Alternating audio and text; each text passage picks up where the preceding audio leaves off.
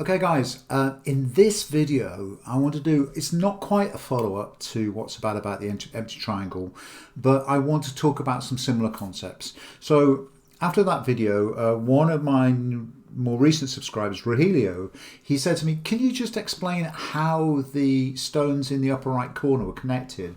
And the ones he referred to is what I described as this shape, the two stone wall with one space extension. And it's an unbreakable shape. But first, I just want to go through some more basics. So let's just talk about basic shapes in Go.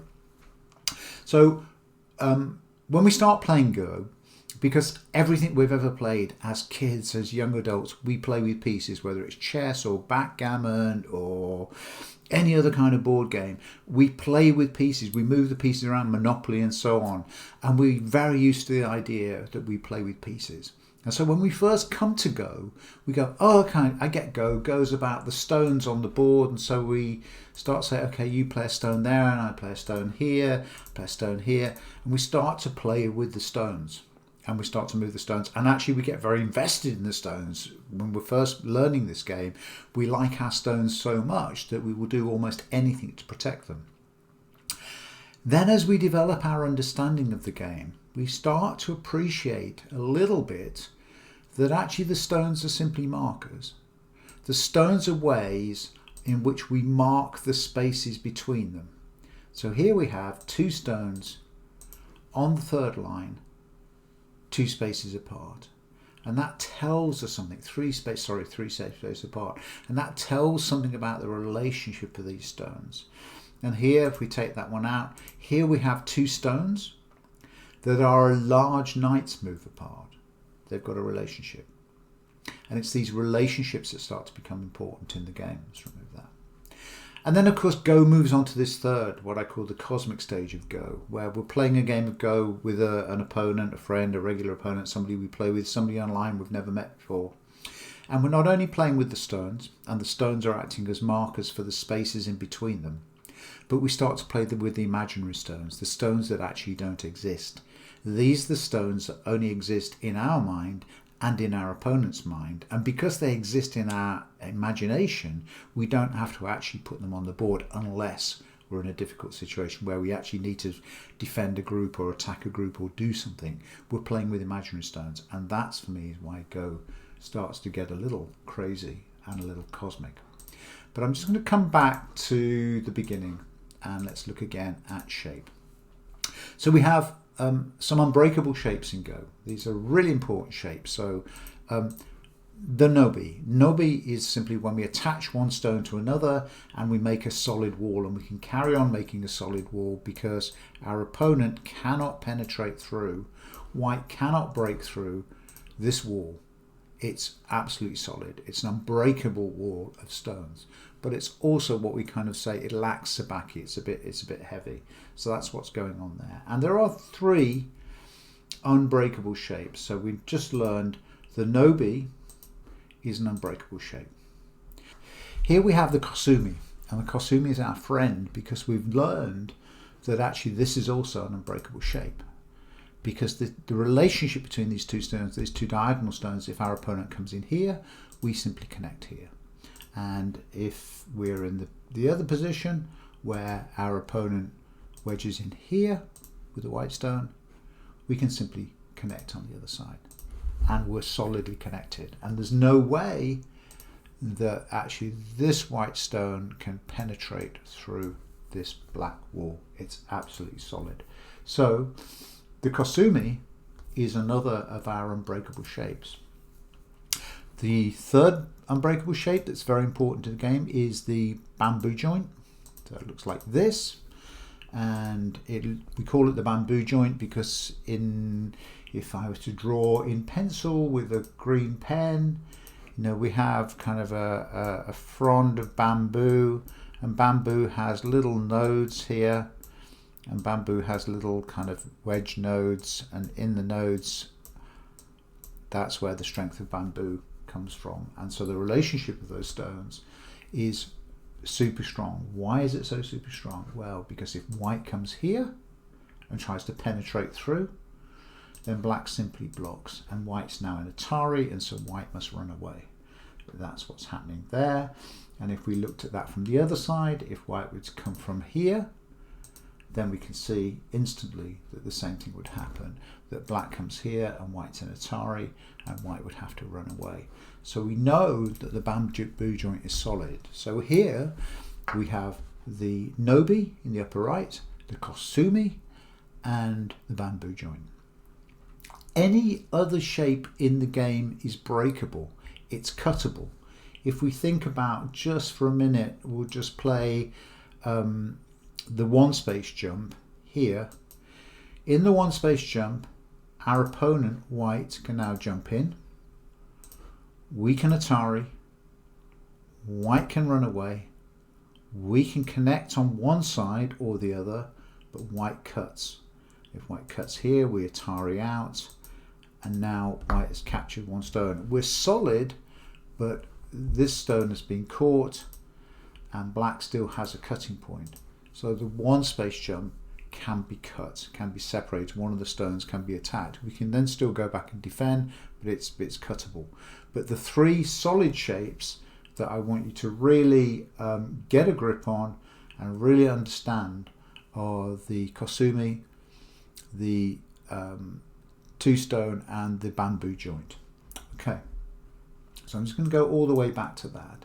So let's go back to this space here, and let's go and look here once more. So here we have this shape. When Rahili said, what about this shape, the two stone wall with the one space extension? Well, it's almost like a bamboo joint. It's almost like a bamboo joint. Let's say white comes here. Well, in that case, black simply blocks like this. And if white wedges along, black can turn around here. And if white cuts, then this really is going nowhere, because white's in Atari and white descends and black comes down. Even if white cuts here, black comes out and now has three liberties on the outside. 1, 2, 3, like that. But the inside stones have only got 2.